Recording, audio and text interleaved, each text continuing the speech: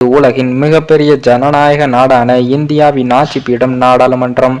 அதற்கு உள்ளே எத்தனை பாதுகாப்பு வசதிகள் செய்யப்பட்டு இருக்கும். ஐடிங் கார்டு சோதனை, வெடிகுண்டு சோதனை என பல சோதனைகளையும் தாண்டி 2 மேற்பார்வையாளர் மாடத்திலிருந்து மக்களவை உறுப்பினர்கள் அமைந்து உள்ள இடத்தில் எப்படி குதித்தார்கள் என்று ஆச்சரியம் பலருக்கும் இருக்கலாம்.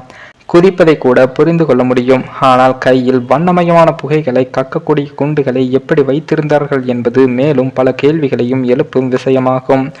முதலில் பார்வையாளர்களை எப்படி நாடாளுமன்றத்தில் அனுமதிக்கிறார்கள் என்பது பார்க்கலாம். நாடாளுமன்றமோ அல்லது சட்டமன்றமோ பார்வையாளர்கள் மாடத்தில் அமர்வதற்கு மக்கள் பிரதிநிதிகள் தான் பாஸ் கொடுக்கிறார்கள்.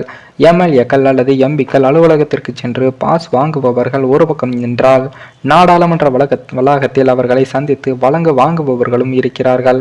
சில நேரங்களில் பத்திரிகையாளர்கள் மக்கள் பிரதிநிதிகளிடமிருந்து பாஸ் வாங்கி தங்களுக்கு வேண்டியவர்களுக்கு கொடுப்பதும் உண்டு. மக்களவை உறுப்பினர்களோ பத்திரிகையாளர்களோ பாஸ் பெறுபவர்களின் பின்புலங்களை முழுமையாக ஆராய்ச்சி செய்ய முடியாது. அப்படியான நேரத்தில் தான் தந்திரமாக பாஸ் பெற்றுக்கொள்ளும் நபர்கள் திடீரென சட்டசபை அல்லது நாடாளுமன்றத்தில் கலாட்டாவில் ஈடுபடுவது வழக்கமாக உள்ளது. பார்வையாளர்கள் மாடத்தில் அமர்ந்தபடி திடீரென்று தங்கள் கோரிக்கைகளை வலியுறுத்தி கோஷம் எழுப்புவதை பல்வேறு சட்டசபைகளில் நாம் பார்த்து இருக்கிறோம். பார்வையாளர் மாடம் மக்கள் பிரதிநிதிகள் அமர்ந்து இருக்கக்கூடிய இருக்கைக்கு மேலே இருப்பதால் அங்கிருந்து தாவி குதிப்பதும் எளிதான விஷயமாகத்தான் இருக்கிறது. லோக்சபா சபாநாயகர் ஓம் பிர்லா கூறியபடி, விசமிகள் வீசிய குண்டிலிருந்து வந்த புகை தீமை விளைவிக்க கூடியது கிடையாது. எனவே நாடாளுமன்ற வளாகத்திற்குள் அமைந்து உள்ள மெட்டல் டிடெக்டர் கருவிகளில் அதை கண்டுபிடிக்க இயலவில்லை என்றும் தெரிகிறது. வெடி மருந்துகளாக இருந்திருந்தால் பாதுகாப்பு கருவிகள் அதை கண்டுபிடித்து எச்சரித்து செய்திருக்கும்.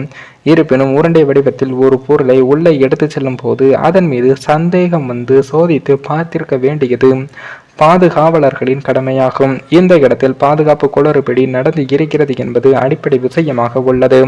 இந்த நிலையில் தான் தற்போது நாடாளுமன்றத்தில் தாக்குதல் நடத்தியுள்ளது நாடு முழுக்க பரபரப்பை கிளப்பியுள்ளது. இதனால் இது குறித்து விசாரிக்க நீதிமன்றம் தனி குழுவையும் அமைத்து உள்ளது. இந்த விசாரணையின் முடிவில் பிரதமராக உள்ள பிரதமர் மோடியின் பதவி பறிபோக வாய்ப்பு உள்ளதாகவும் தகவல்கள் வெளியாகி உள்ளது.